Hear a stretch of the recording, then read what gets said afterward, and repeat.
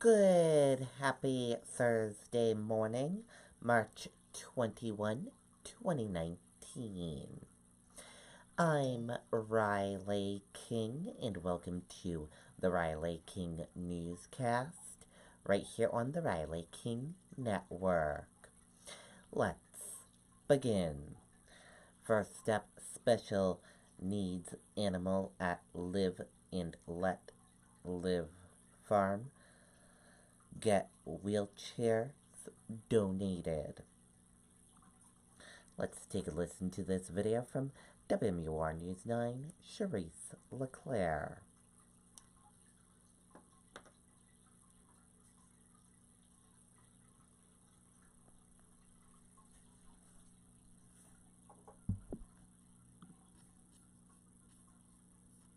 This is not your kid's sandbox. This is the place that brings your backyard dreams to life. It is impossible not to fall in love with this little kid. Judging by the amount of donations that came in, Ruby and her animal friends clearly stole hearts across New Hampshire and elsewhere when their story first aired this week. I cannot even believe the outreach from the community. Teresa has 3 very special animals that will need a lot of help to get healthy. Dune the horse, who has infections in face bones and several teeth. Abby, the adorable coonhound, who was left here by her owner, who couldn't pay for her torn ACL surgery. And little Ruby, who lost her back legs to frostbite injuries. Their stories touching the right people. We were like, we need to help out right away, do what we can. Michaela Fian works for Walkin' Pets by handicappets.com. They make wheelchairs for animals and saw the perfect opportunity with Abby and Ruby. We try and help out with rescues and, anyone who needs it when we can. Abby and Ruby were both fit for their wheelchairs today. While Abby has her tail wagging, she's adjusting nicely. It'll take a little bit of learning from Ruby, but everyone here is hopeful they have a bright future. It's going to give her a better quality of life and help her even out, so she's not going to have a lot of pressure on her spine and everything, so it makes me happy. Stacy has been fostering Ruby and helped her take her first few steps in her new pink wheelchair today. Abby's chair will take pressure off her injured leg until she's ready for surgery. Now these two will learn how to use their wheelchairs together. We couldn't do this without you guys, without WMUR, and without the community. In Chichester, Charisse LeClaire, WMUR News 9. Okay, and there you go on that video and that report. Very cool indeed. New Hampshire residents sue over Medicaid work requirements.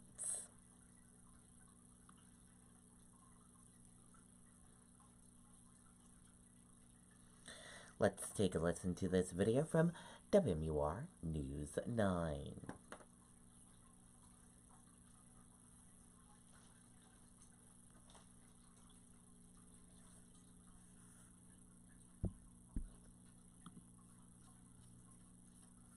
This is not your kid's sandbox. This is the place that brings your backyard dreams to life. With thousands of landscape. A group of Granite Staters are suing the Trump administration over the state's new work requirements for Medicaid recipients. A group of health advocacy organizations filed a lawsuit on behalf of 4 people. The rules require most recipients to spend at least 100 hours a month working or performing community service. The plaintiffs say that's difficult to meet for many low-income families. Okay, and there you go on that video and that report. Mother, son seriously injured in New Hampshire snowmobile accident.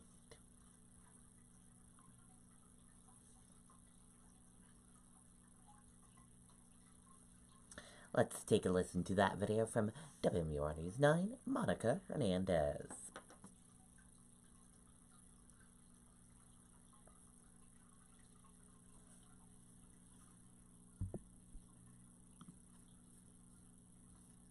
This is not your kid's sandbox. This is the place that brings your backyard dreams to life. We're late this afternoon. A mother and son seriously hurt tonight after a snowmobile crash up in Stewartstown. An 81-year-old woman was following behind her son, Bruce, on a trail this afternoon. Fish and Game says he stopped, and when he was getting off the machine, heard the acceleration of the machine his mother was on. She then crashed onto him. Both were airlifted to Dartmouth Hitchcock Medical Center. Fish and Game believe inexperience caused that crash. Okay, and there you go on that video and that report.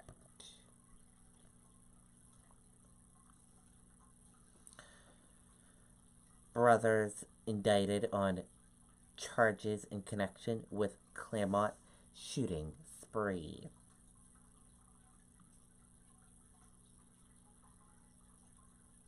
Let's take a listen to that video from WMUR News 9.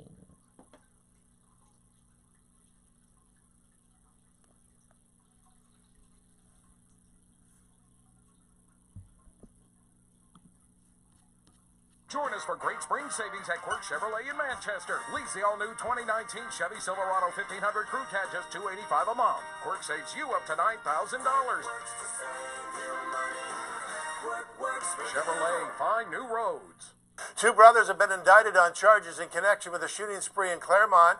A grand jury charged both Matthew and Tyler Berry for the December incidents. The men are accused of pulling a gun outside a Claremont restaurant, then shooting. Well, an 18-year-old drove them through two different neighborhoods. Police say two homes were hit while families were inside. Okay, and there you go on that video and that report.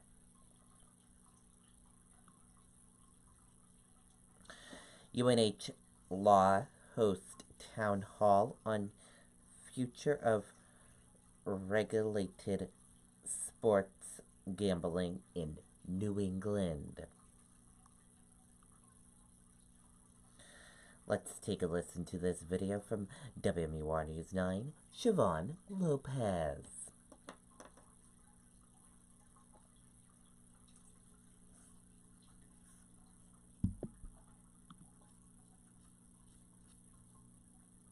Buick GMC in Manchester. Lease the new 2019 GMC Sierra 1500 Limited Double Cab for just $279 a month. Quirk saves you up to $13,000. GMC, we are professional grade. Illegal conduct doesn't have that level of consumer protection. One step closer to becoming legal in the Granite State, sports betting would be regulated by the New Hampshire Lottery. Officials say that will ensure the consumer is protected. As well as a trust factor. I mean, obviously, we take great pride in our name and our brand, and so when folks play, they know they win. If they win, they know they'll get paid. UNH School of Law hosted a town hall that included lawmakers, industry professionals, and regulators. This week, the New Hampshire House passed a bill allowing mobile gaming and wagering at up to 10 retail locations across the state. We're going to really look towards a robust regulatory environment. That's not suitable for every place, but certainly, a handful around the state we look to launch. The bill would legalize betting on professional sports and most Division I college sports, excluding games involving New Hampshire schools, except in tournament situations. And some of the collegiate sports people came in and said we'd really like to include the tournaments, that we don't want to carve out and make all those tournaments inaccessible to any of the New Hampshire sports bettors. If a New Hampshire college should happily make it in. The bill includes a council for responsible gaming that will oversee activity and provide resources for gaming addiction. Opponents argue that the new council would further strain the state's already insufficient mental health workforce. Now, much like with Keno, a sports book would need local approval to operate in any city or town. The bill now heads to the Senate. We're live in Concord tonight. Siobhan Lopez, WMUR News. Okay, and there you go on that report.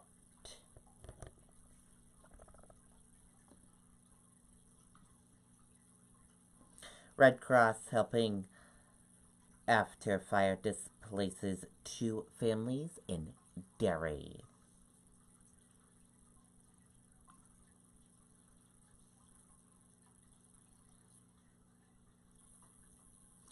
Two families are without a home tonight after a fire damaged a duplex in Derry. The fire broke out just before 2 p.m. Wednesday at 36 Scenic Drive. Firefighters said there was a fire in the basement in the right side of the home. Those who live on the left side were evacuated and no one was home on the right side. The fire was extinguished just before 2:30 p.m. The left side of the home sustained smoke damage and the right side of the home sustained heat and smoke damage in the basement and the smoke damage on the first and second floors. No injuries were reported. The Red Cross is helping the displaced families. The cause of the fire is under investigation.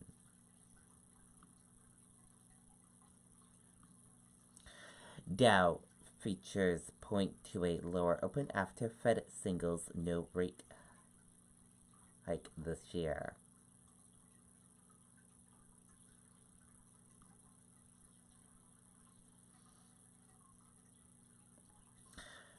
U.S.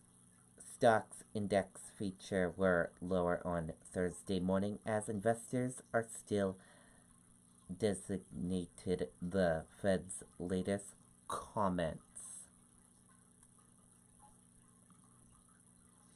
New Zealand Prime Minister announces ban on all assault rifles after Moscow shooting.